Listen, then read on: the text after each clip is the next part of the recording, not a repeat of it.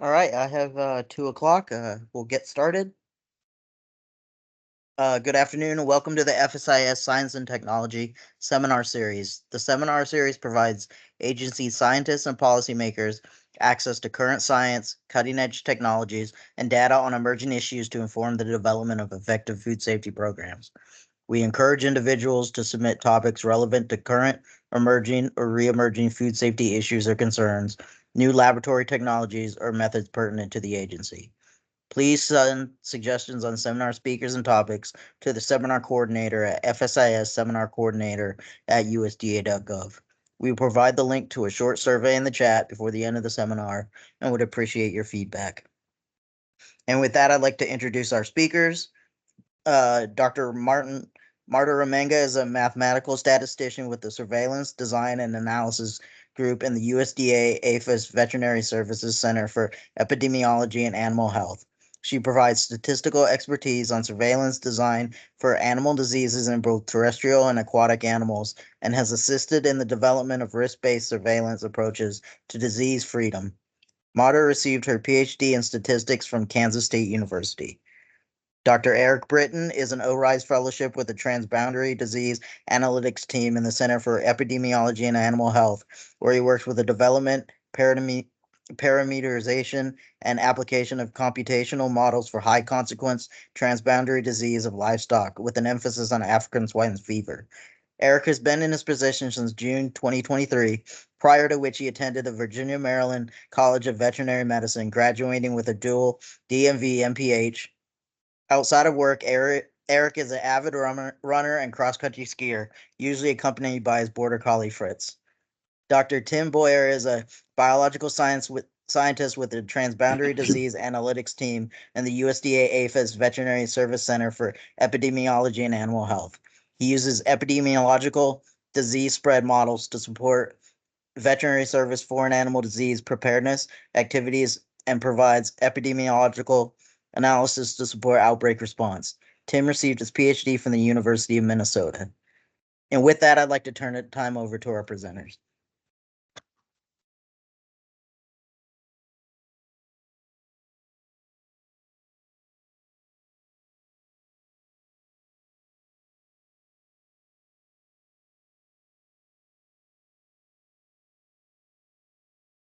Sorry, Tim, you might have to take over for me. I have completely lost all connection. I'm not sure if you can even hear me.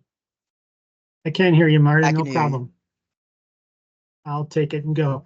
Welcome to the Training and Exercise Program webinar on surveillance design. This is the second webinar on this topic. The first webinar is titled Introduction to Foreign Animal Disease Outbreak Surveillance, and that can be viewed on YouTube using the QR code that's in the top right corner of your screen. The link will also be shared in the chat. Today's webinar is presented in a podcast format with myself, Tim Boyer, and Eric Britton acting as two characters and talking through a fictitious foot and mouth disease outbreak. All of the people, places, and events mentioned in this podcast are fictitious. The FMD outbreak is entirely fictitious. Any references that appear to be referring to real people, places, or events is entirely coincidental. And now for your host, Noel Edge, played by me, and my guest, Desi Vetmedov, played by Eric Britton. Hello, everyone, and welcome to Outbreak Surveillance Today. I'm your host, Noel Edge, and our guest this morning is my esteemed colleague from the Centers for Epidemiology and Animal Health, Desi Vetmedov. We've asked Desi here today to help us understand the process of designing surveillance for a specific objective during an outbreak. Welcome, Desi. Thank you, Noel. It's my pleasure to be here today, and I'm looking forward to our conversation. I hope to introduce your audience to terminology we talk about in surveillance design and the elements that are considered in this process. Animal health surveillance is the process of collecting, analyzing, and interpreting animal health data to support decisions, correct? That's right. In order to support animal health hazard management goals, surveillance provides information that results in taking action to meet response objectives. And when we talk about hazards, the primary animal health hazards of concern are diseases. That's true, but don't forget that there are hazards to animal health that are not diseases, such as parasites, toxins, and even severe weather. Very good. Now, as I understand it, you'll be talking to us about surveillance design for a specific use case. What exactly do you mean by use case? So surveillance design provides information that supports a response objective, or more often, an activity that supports a response objective. The surveillance objective then details how the surveillance activity provides that support. But we need to also be aware of any special conditions that are occurring at that time. The combination of the surveillance objective and the context is what we call a use case. I'm not sure I'm following. Can you provide our audience with an example? Of course, suppose that we are collecting information on a single farm that had contact with an infected farm early in an outbreak to determine if the farm is infected. This need drives the surveillance objective. Keep in mind, however, a farm located in the control area that is subject to animal movement permit requirements is very different from a farm located in the free area that is not subject to movement restrictions. Again, it is the combination of a surveillance objective and context. So without the control area restrictions, we may need additional surveillance requirements on these higher risk farms to determine their status. That's correct, Noel. We will rarely be able to collect data on every animal in every barn on every farm. Surveillance design is about gathering information on a subset of those units and providing the best understanding we can about the entire group of units that we are interested in. To design effective surveillance, we need to carefully examine the consequences of the errors that result from not being able to collect data on every unit, and then understand how to reduce the negative consequences. At the same time, we need to balance the ideal surveillance scheme, the available resources, and other practical considerations related to surveillance implementation in the field. Surveillance design sounds complex, but you are here today to help us break that down. Before we get into too much detail about the process of surveillance, tell us more about the disease situation we are dealing with today. Of course, Noel. A little over 2 weeks ago, we had an isolated case of foot and mouth disease, or FMD, in the state of Commonplace, confirmed at the National Veterinary Services Laboratory, or NVSL. A dairy farmer in Countryside County reported unusual clinical signs to her veterinarian, who immediately submitted samples.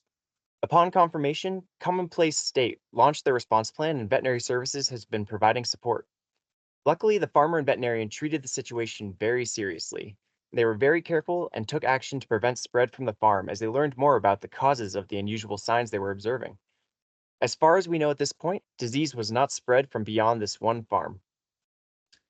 So tell us more about the outbreak response plan for this event. So, the overall goal of outbreak response is to eradicate FMD while maintaining healthy animal populations and causing as little disruption and damage to the animal production system as possible. Achieving an ambitious goal such as this requires many steps in the forms of specific response objectives. These response objectives include determining the extent of the outbreak, controlling spread of FMD, and eradicating disease when it is detected. A large portion of an outbreak response is dedicated to maintaining business continuity and eventually reestablishing a disease-free status. I know some outbreak responses start with a national 72-hour movement standstill. This gives the response teams time to define regulatory zones such as the control area and surveillance zone. It also allows time to notify animal owners in the control area of the conditions of the quarantine. Other activities occur as well, such as tracing potential disease exposure to other farms, depopulation, cleaning and disinfection, and movement permitting. Surveillance is another response activity that occurs at different times throughout the outbreak response with different surveillance schemes designed to support different objectives or other response activities. Exactly. All of these activities are necessary to achieve the control, eradication, and business continuity objectives. Remember, surveillance is about collecting actionable information. Sometimes one surveillance scheme can provide the necessary information to support more than one objective or activity, but sometimes surveillance needs to be designed to meet just one specific need. A couple different examples of different surveillance activities for different purposes include us tracing potentially exposed farms and collecting diagnostic tests from animals on those farms. We've also been demonstrating that control actions are working by collecting specimen and testing for FMD on all farms in the control area about every 14 days. And there's also surveillance on area premises that need to move animals in the form of a movement permitting process. Sounds like there's already a lot of data being collected, but as I understand it, you've been asked to design more surveillance. Why is that necessary? Remember that we've been responding to this outbreak for a couple of weeks now, and the only positive premises detected was the originally detected farm. Now that it appears that we've managed to keep FMD from spreading within the control area, it's time to take the next step and start gathering information to support a disease-free status. Part of building that case is to document that disease is not spread outside of the control area. We need more than just the fact that passive surveillance has not detected disease.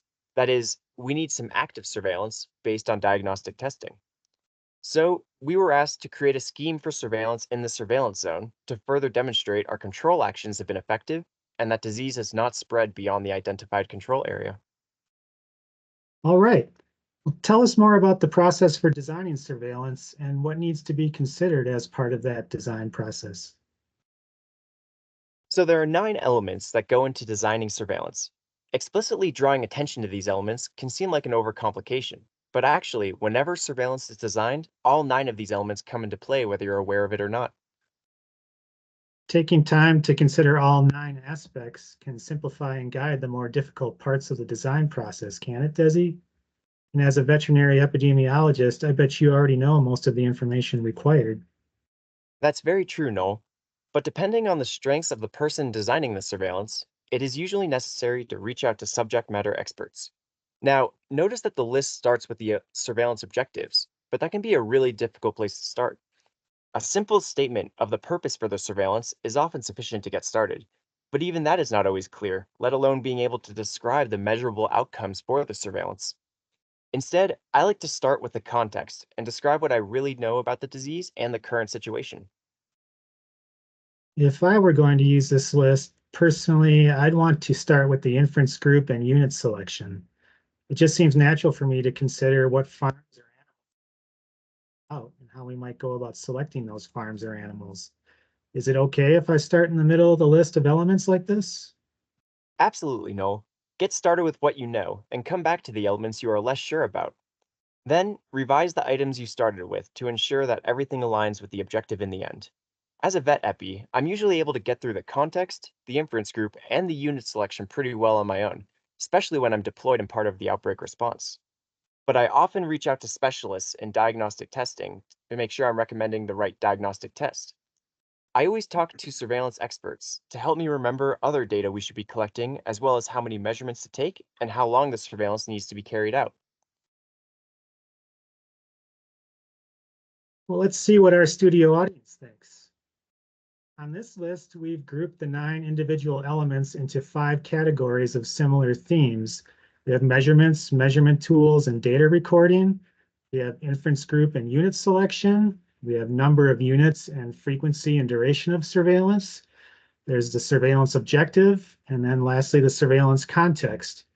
Which element or group of elements would you start with if you were asked to design a surveillance scheme as part of an outbreak response? It looks like we still have some answers rolling in, but the majority of people have chosen the surveillance objective. The fact is, it doesn't matter where you start, as long as the information for all the elements is considered as part of the design process, and as long as the designer ensures everything aligns with the objective in the end.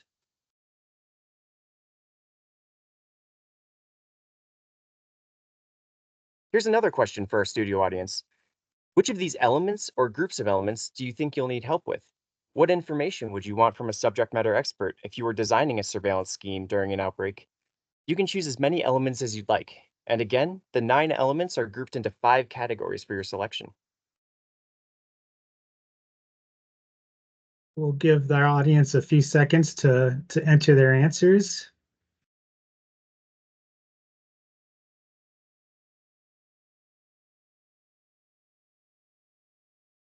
Seems like the 2 most popular answers are measurements, measurement tools, and data recording so far, and also number of units and frequency and duration of surveillance. The answer might be different for different diseases or for different surveillance requests. Everyone's area of expertise is different, and it's always valuable to phone a friend.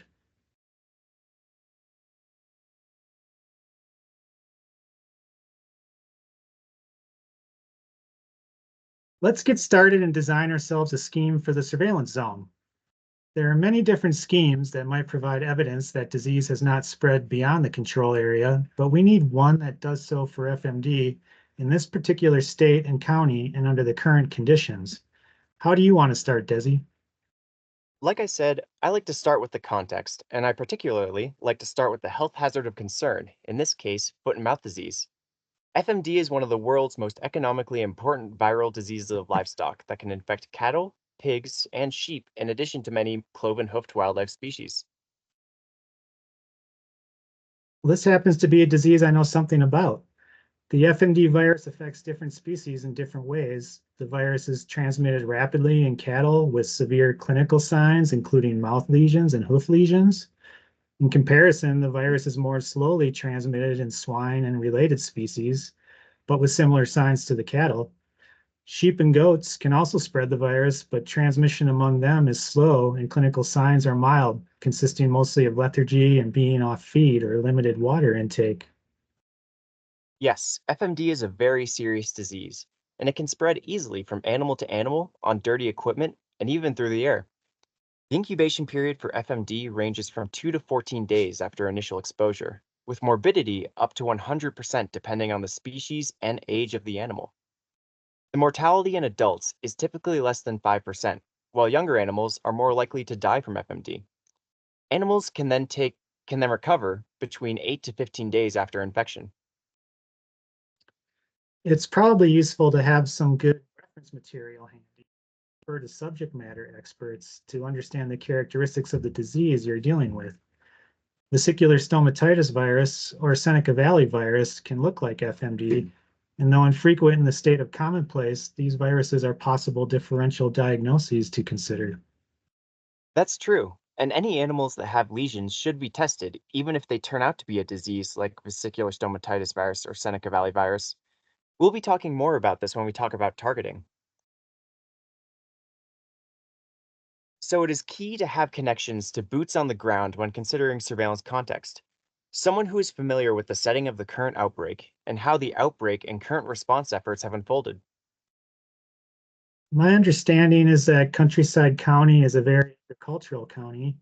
Folks working on the incident informed us that there's a pretty high density of premises with susceptible species in the control area and in the surveillance zone surrounding the control area in this outbreak.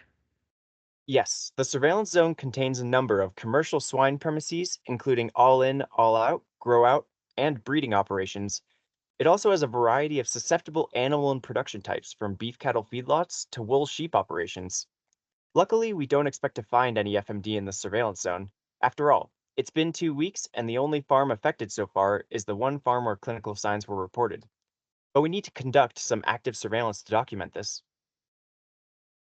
Speaking of which, the state of commonplace, along with the rest of the US, has been historically free of FMD since early in the 20th century until this current outbreak.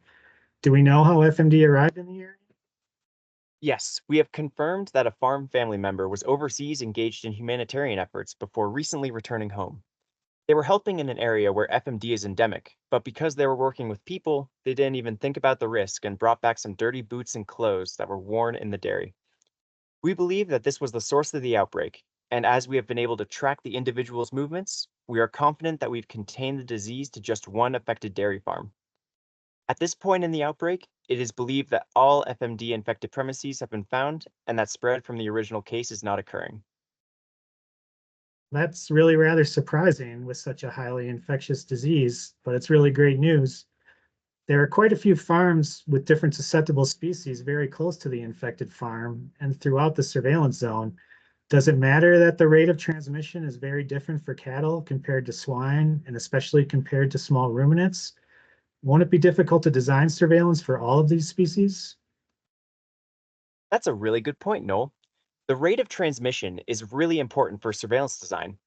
If we were to design our cattle surveillance to detect a 5% prevalence, we could reasonably expect to catch it about 9 to 18 days after exposure. For pigs, we would expect to catch it 18 to 25 days after exposure, and in sheep and goats, it would not be until 33 to 48 days after exposure. That means we should probably have different prevalence thresholds for detection, and maybe totally different strategies for surveillance in different species, not to mention different production types within a species. And we haven't even mentioned susceptible wild species and how surveillance might differ for them. It's kind of overwhelming. Well, perhaps we should just focus on one species and production type, like dairy cattle. That's exactly what we should do. It is a good practice in surveillance design to limit the scope. But what about the species that are being excluded? If you design surveillance for just dairy cattle, you won't be meeting the needs of the request. You're right. We will have to design for each species and production type. But you'll see that once we've completed the full design for dairy cattle premises, it will be easier to design for beef cattle and then to adapt it for swine and think through what is needed for a difficult species like small ruminants. Creating surveillance for wildlife may require starting over with some of the elements, such as the context and the surveillance objective needed. But going species by species will still be easier than trying to address them all at one time. You'll see what I mean as we continue through the process. So now that we have narrowed our focus to dairy cattle, we can describe the group of units that the surveillance is intended to make inference about. For example, is the focus on a collection of animals on a farm, or is it to make a statement about the entire national herd? Is the focus at a farm level rather than the animal level? Or are we trying to say something about all farms in a region? And how will we go about selecting the units from the inference group? Is a completely random selection required, or can we use a targeted approach? The request was about the entire surveillance zone, wasn't it? It seems like we're trying to make a statement about farms in that zone. Right. And there are 97 dairy farms in the surveillance zone of Countryside County. We can't test animals on all 97 farms and still carry out other response activities that are essential to controlling the spread of disease. So we should select a subset of farms for the surveillance, right? Right again, we'll randomly select some farms, schedule a visit, and collect specimens from some of the dairy cows on each farm selected. I see. First, select premises at random, then select individual cattle to test on each premises. On some farms, there may also be barns or lots of cattle to select from. If there are 2 or 3 barns, we may decide to test animals from every unit. But if there are more, we will probably need to select a subset of barns depending on how separate or connected those subunits are. What about targeting, like using information about risk to choose units and animals that are most likely infected? Absolutely. Selecting specific units or a subgroup of animals can increase the opportunity for disease detection, particularly with a disease like FMD that has such obvious clinical signs that present so quickly after disease exposure. We'll just have to keep in mind that using a targeted selection process prevents the data from being used to generate biased statistical estimates on parameters like prevalence for the general inference group. Correct. So to recap, the inference group for this surveillance includes all susceptible animals in the surveillance zone in Countryside County in the state of Common Place. But we've narrowed our scope for now to the 97 commercial dairy cattle premises in the surveillance zone. We will recommend selecting a subset of the 97 premises at random, and perhaps come back and repeat the selection without retesting the same premises again until all 97 have been tested. If the farm has subunits that create a barrier to disease spread, first select barns, pens, or pastures that have animals with clinical signs that look like FMD, followed by the subunits that have the highest risk of exposure. If the farm is just one big unit where disease could be shared among the subunits or spaces, focus on targeting animals without worrying about subunits. So, firstly, collect specimen from animals with clinical signs of FMD. Secondly, target animals that could have an increased risk of exposure. And finally, focus on animals that could have increased susceptibility. Targeting takes some time and conversation with the premises manager to do it well, doesn't it, Desi? Especially when we're gathering information on premises that are not expected to be infected and aren't likely to have FMD or anything that looks like FMD. It's not easy, but for surveillance to be effective and detect a sneaky case that we've missed, we need to do our very best to increase the chances of detecting the disease by taking this step seriously. That's why, after we think through these recommendations, we need to work with someone from the field who will be collecting these specimens or training others, so that our guidance is as simple to carry out as possible while still being effective. Let's move on to measurements, measurement tools, and data recording. So for the purposes of detecting disease, or more specifically, to demonstrate that we've adequately looked for disease and did not detect it, in other words, disease freedom, the primary measurement of interest from the premises are the diagnostic test results from the selected animals. Here's where we should reach out to an SME and learn what is the best diagnostic test to use. Well, the Foot and Mouth Disease Response Ready Reference Guide lists a variety of sample types and which tests are appropriate for each sample type. There's epithelial tissue or vesicular fluid tested with virus isolation or AG ELISA, or there's oral or probank swabs tested with virus isolation and RRT-PCR, or serum is an option too, tested with AGID and ELISA. This recommends non-negative results be followed by the AG ELISA to determine serotype or serum tested with AGID and ELISA. There are a lot of different options. Again, we should talk to an expert in diagnostic testing and probably with someone who has collected these types of specimens. For now, because we do not expect to see vesicles or lesions, the oral swabs or probank specimens are likely to be what we recommend, although we should explore the use of serum. The RT-PCR has an average diagnostic sensitivity of 95% and diagnostic specificity of 97% according to my SME. These test performance characteristics are important for calculating the number of animals needed in our scheme. There are probably some details about how to best collect oral or probank swabs and how to store and package for shipping these specimens to the lab that we should know, right, Desi? Or is this too detailed for surveillance design? It's easy to skip over this step in writing up surveillance schemes. It's also easy to add too much detail that can make it hard to keep surveillance schemes up to date. A well-written surveillance scheme should direct the reader to websites or other written materials that explain how to properly collect the measurements, including handling and packaging for lab shipment. And they should, whenever possible, describe how data for the measurements is recorded. Specimens for a disease like FMD must be submitted to the Foreign Animal Disease Diagnostic Laboratory, or FADL, using VS Form 10.4 and 10.4a. Aren't the laboratories in the National Animal Health Laboratory Network brought into service in disease outbreak situations to avoid overwhelming FADL? They would be if multiple premises and a larger region of the country was affected. The current situation in Countryside County is so small, FADL is handling all of the FMD tests at this time.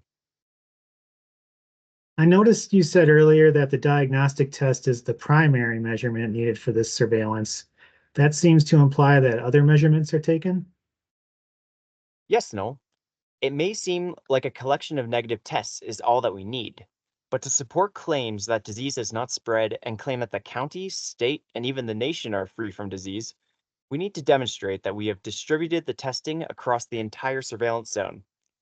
And if we do happen to find a positive, we'll be better able to support response actions if we've collected some epidemiological data. It may seem obvious, but specimen collectors often forget that we need to tie the specimen collected to the individual animals or a pool of animals, so a unique specimen ID and unique animal or group ID must be provided. To make claims of disease freedom based on this data later on, we need to include the date of collection and a unique premises ID to show that the negative samples represent different farms. Other details that may seem unnecessary at the time, but prevent us from fully using our data, include general outbreak information, such as the reason for specimen collection and submission, the premises type, and the species of animal. Collecting this additional data does require effort, but the information would be invaluable if disease spread occurred to understand the mechanism of spread. And data systems such as the Emergency Management Response System, or EMERS, can help because some of that information can be entered just once for the entire premises and still be associated with the individual animals tested each time the farm is visited. We don't want to overburden people in the field, so it's important for surveillance designers to work with individuals experienced with specimen collection to understand what they are facing. Well, that brings us to sample size. What sample size is needed for our surveillance? How frequently do we need to repeat the collection of that sample size? And how long should we continue doing this surveillance? Excellent question, Noel, and I'm glad you asked it this particular way. You know what we've been talking about all along is nothing more than designing a statistical study. Anyone who's had a course in statistics knows that the foundation is gathering data on a sample population to inform on the overall population. You may have noticed that I haven't used the terms population and sample very much today. I hadn't really noticed, Desi. Is there a particular reason for that? Mostly to avoid confusion. The words population and sample have so many different meanings in the context of animal health, so I try to use terms that are more specific, like zone, premises, specimen, and so on. As for the meaning of these terms in statistics, I've chosen to use inference group instead of population, because I think it better describes what we really mean. And rather than use the word sample, I use the word select to describe how we choose a subset of the units from the inference group and take measurements on them. When you talk about sample size, you're referring to the number of units that we need to select to make the necessary generalizations back to the inference group. Well, our inference group is the 97 commercial dairy farms in Countryside County, and we've already decided that we'll start with selecting a subset of those premises at random. How many premises do we need to select?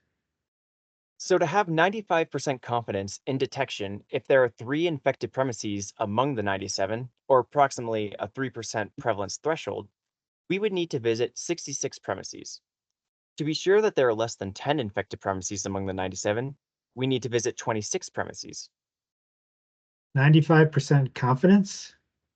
So that means if we were to repeat our selection process, we would fail to detect infection 5 out of 100 times. The other 95% of the time, we would detect at least one of the infected premises. Well, we talked about repeating the selection process several times, but not 100 times. That's just a way of thinking about probability, Noel. The confidence level tells us something about the error associated with our selection process and the chance for error at each stage. We're not actually going to be repeating the selection process 100 times. Oh, I think I understand. There is error associated with the selection process itself. We might visit 66 of 97 farms and fail to visit any of the 3 farms that are infected just out of chance, but that would only occur 5 times out of 100. Hey, Charlotte, this is Uda Pinocha.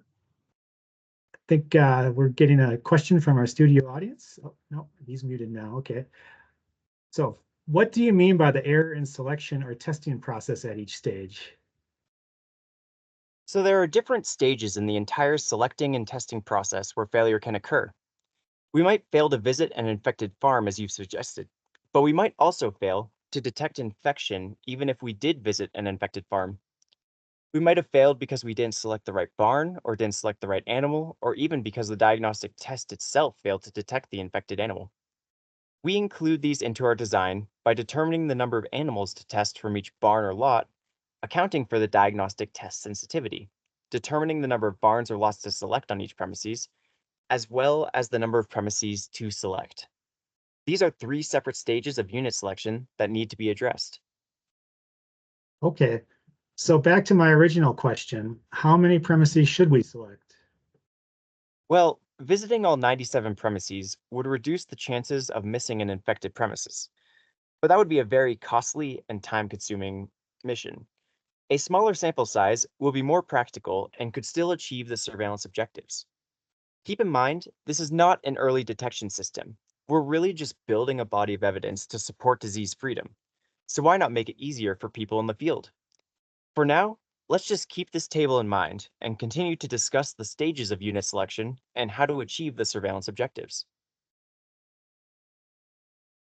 Repeating the selection process over time in the surveillance zone could be a great way to meet the needs of the surveillance request and demonstrate that disease is not spread into this zone. What about visiting 48 or 49 farms each time to capture every premises in the surveillance zone over 2 rounds of visits? That would work, but 48 farms might still be too many farms for the field staff to visit in the time allotted. The time and resources needed will depend on the number of specimens that need to be collected per farm, as well as how we plan to deal with subunits. I'm not sure I follow you.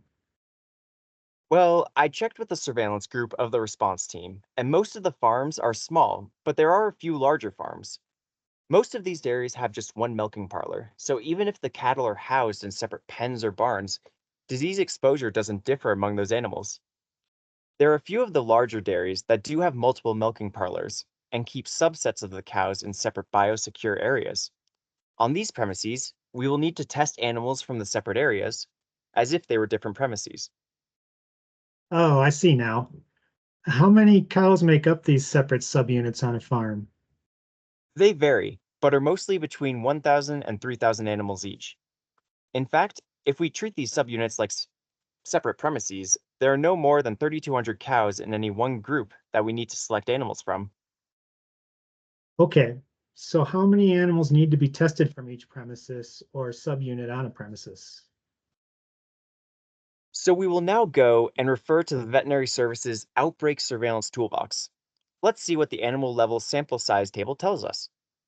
First, we need to enter 0.95 into the diagnostic test protocol sensitivity based on information from my laboratory subject matter expert.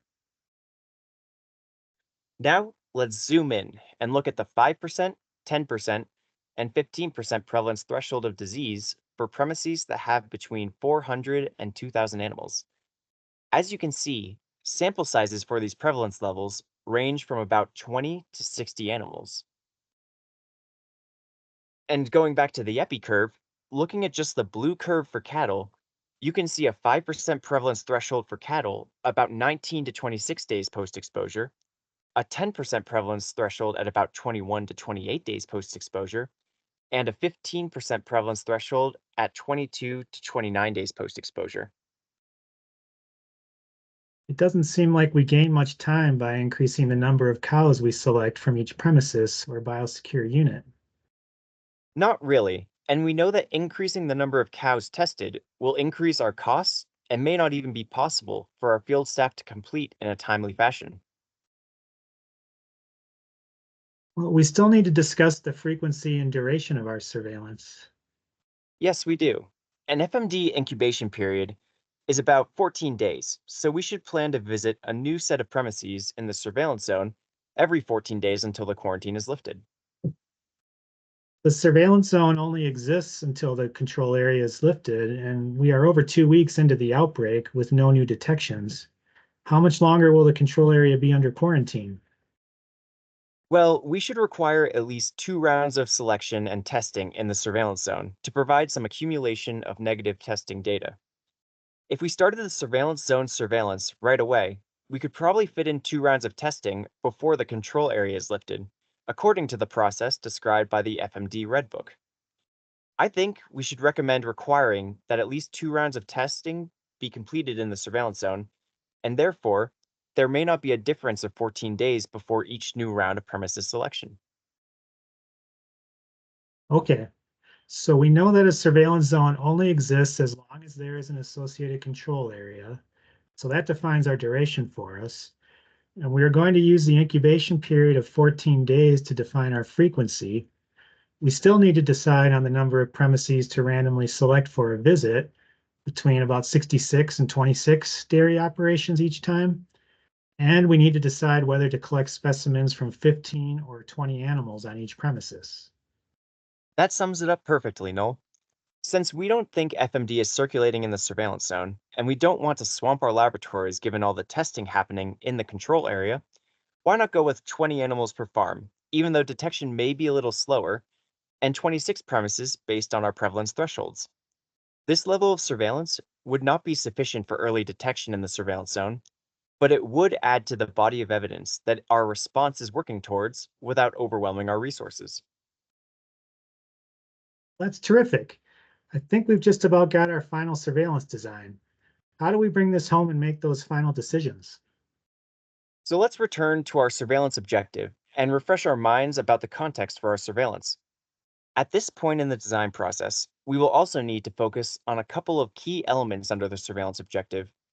What actions result from the information gathered through surveillance? And what are the chances and consequences of making a wrong decision?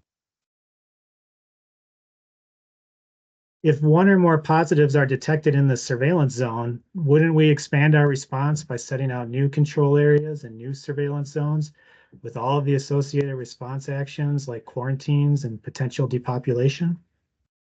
Absolutely. And if there was an error and the detected positive was a false positive, it would be a very expensive mistake. However, any non-negative test result gets a lot of attention. Veterinary Services has a protocol for repeat testing at the lab to avoid lab mistakes, and foreign animal disease investigators on site do additional testing to confirm that a real case exists. Veterinary Services minimizes the possibility of error and the consequences by including other steps in the process beyond the initial surveillance. Also, if we were to find cases in the surveillance zone at this point in the outbreak, we should probably reconsider our control actions. Unless we can show that we misidentified the index case, this will show that we've allowed disease to spread. So if none of the tests we perform in the surveillance zone are confirmed positives, what actions result from all negative findings? It is subtle, but our actions are to continue without changing our response. Eventually, we will proceed to releasing the control area and the surveillance zone along with it. And if the negative findings was a mistake and one or more positive cases were missed, that would be a really dangerous mistake. Exactly. The immediate reaction when we consider the consequences of this mistake are to increase the number of premises and animals selected and tested. But let's consider the probability of positive cases existing in the surveillance zone by re-examining the context for this case.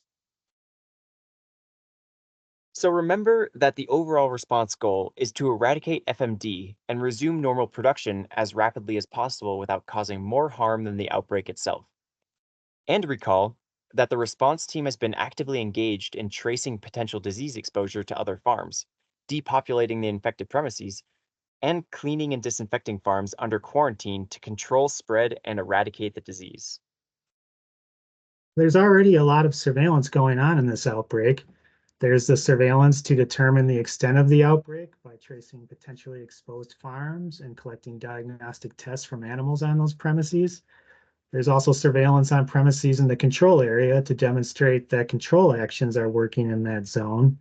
Plus, there's surveillance on the premises in the control area that need to move animals or animal products as part of a movement permitting process. This surveillance also demonstrates that disease is not spreading in the control area. Absolutely. We've been responding to this outbreak for a couple of weeks now with our surveillance targeting where disease is most likely to occur. The only positive premises detected was the index case, so it appears that our response actions have prevented FMD from spreading to any additional farms. We have surveillance in the control area assuring us that this is true, but we also need to document that disease is not spread outside of the control area.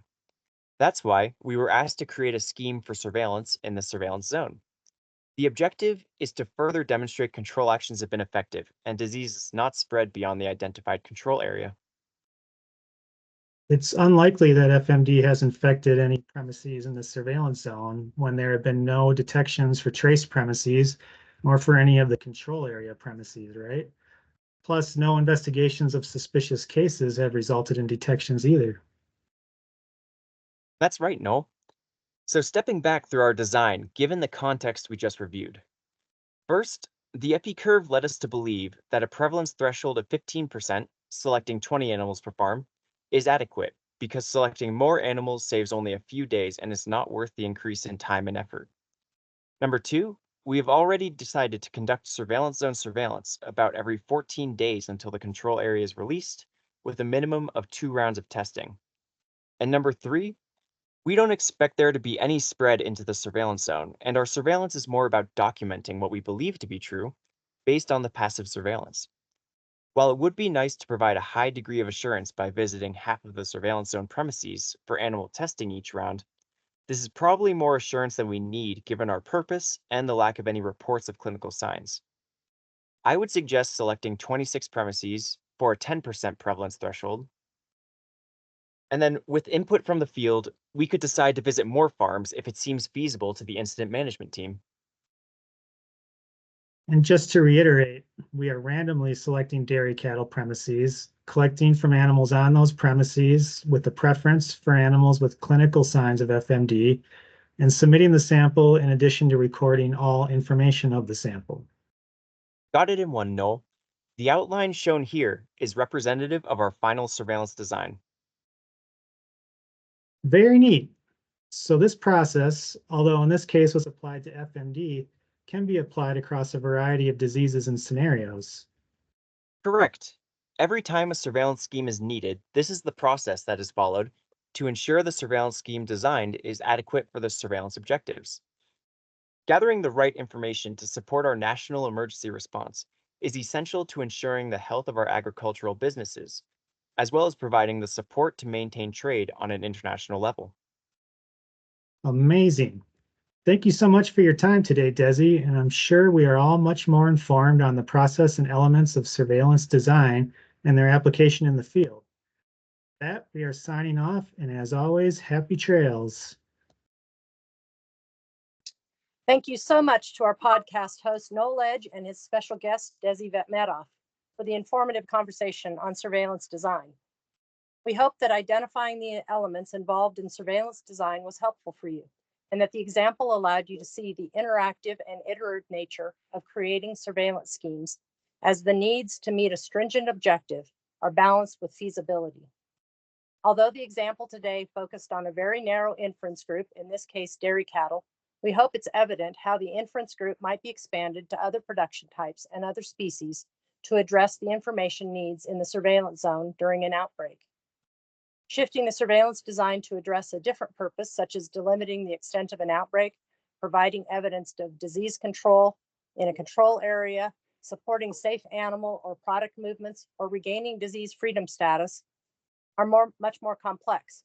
But there are staff in veterinary services to do this kind of work every day that can help you.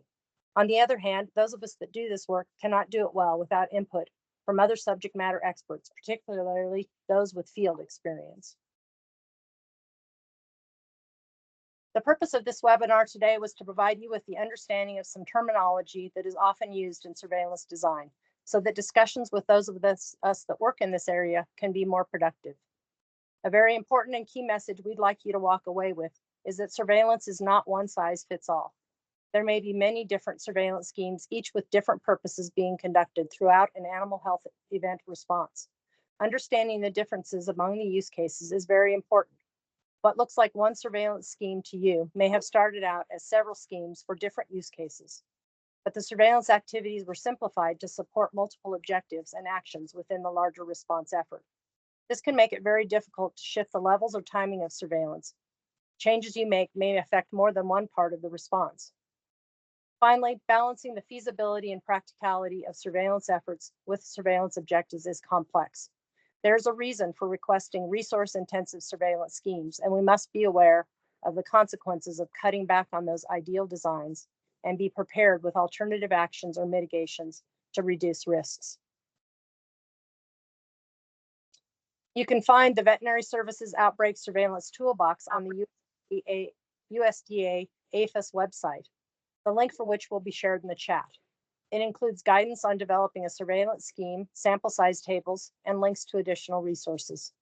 And in addition, remember to reach out to the Center for Epidemiology and Animal Health for assistance when information is needed to help support any animal health management strategies.